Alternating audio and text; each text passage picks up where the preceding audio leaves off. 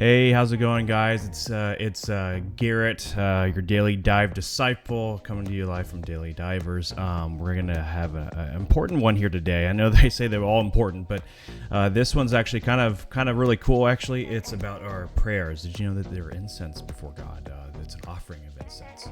And so I know they used to do incense in the temple for the burnt offerings, but now you are the living sacrifice, right? As Paul says. And so let's dive into this here and see what this is about.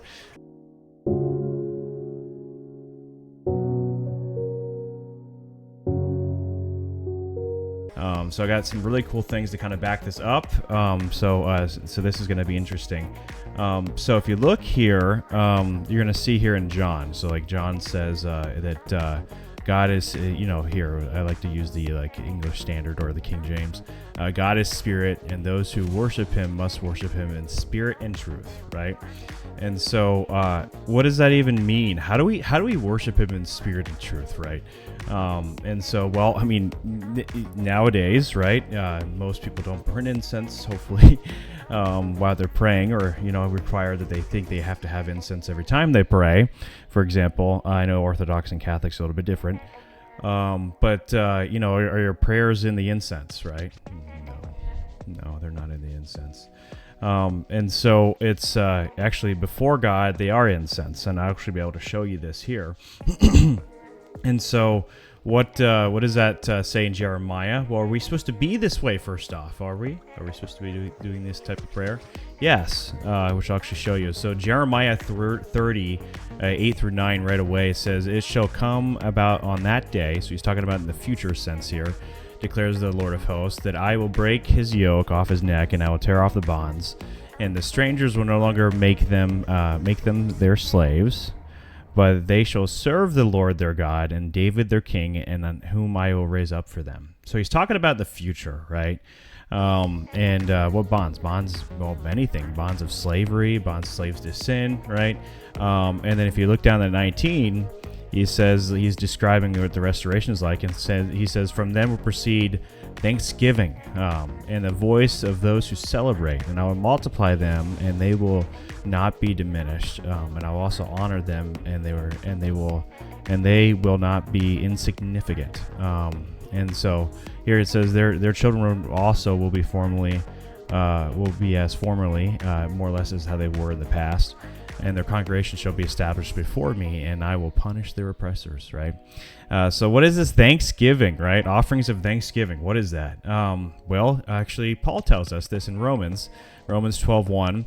He says, "Therefore I urge you," I appeal to you, therefore, brothers, by the mercies of God, to present your bodies as living sacrifices, right? Holy and acceptable to God, which is your spiritual worship. And so, what is that like, right? What does he mean by that? How are we living sacrifices? Well, we can kind of dive the wedge deeper here in Philippians 4 through 6. He says, "Do not be anxious for anything, but in everything by prayer and supplication with thanksgiving, let your requests be known to God." And so, offerings of thanksgiving, is that a thing? Well, first off, we get to establish it is a prayer, even an offering to God, right?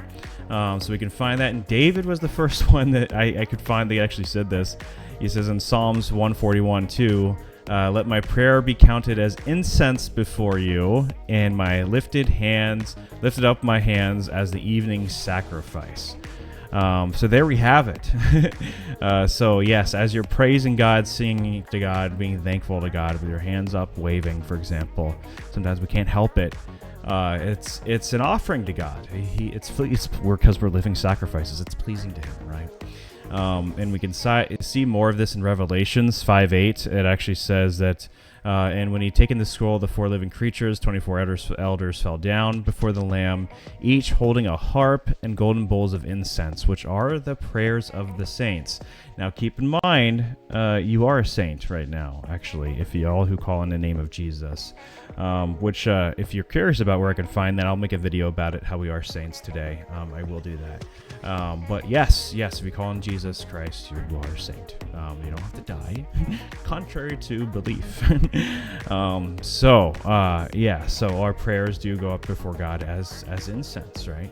As an offering. And Psalm 107:22, and he says, and let their offerings, let them offer sacrifices of thanksgiving and tell of his deeds in songs of joy. And so what God has done, the works, right? Declare his works, as it says in King James. That's probably a better one. Works with rejoicing, what he's done for us, right? What he's done to you. And then we see it even another example of Colossians 3:15. He says, and let their peace of God rule in your hearts, to which also ye are called in one body, and be ye thankful.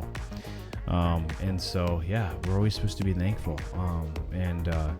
As I remember, so offerings of thanksgiving, thank him. It's not always let your deeds be known, right? Be thankful for what he's done for you. You should be. And then in Ephesians 5:19, he says, addressing one another in psalms, hymns, and spiritual songs, singing and making melody in the Lord with your heart. So even as you are humming to a tune, it's an offering to God. Anything like that, it's an offering to God. He likes that stuff. So don't not do it. Do it. And that's how you actually know you're born again. You just find yourself sometimes doing it. And your mind is always continually on him, right? And here in Corinthians, actually, it says, what shall we do? I pray with my spirit, but I also pray with my mind.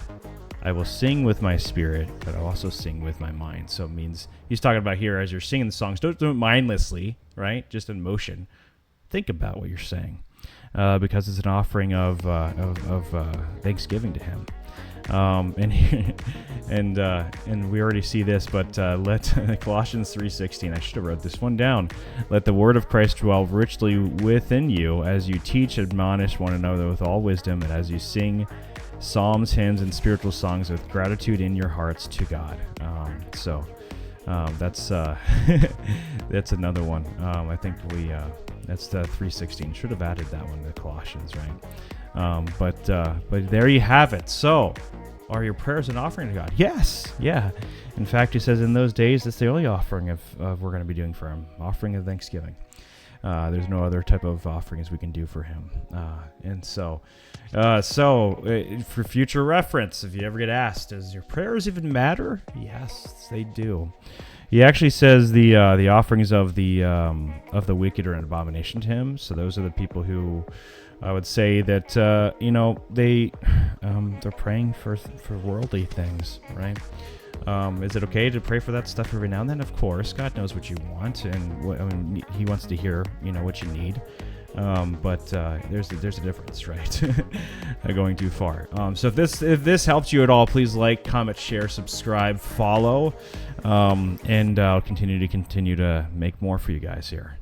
But till the next one.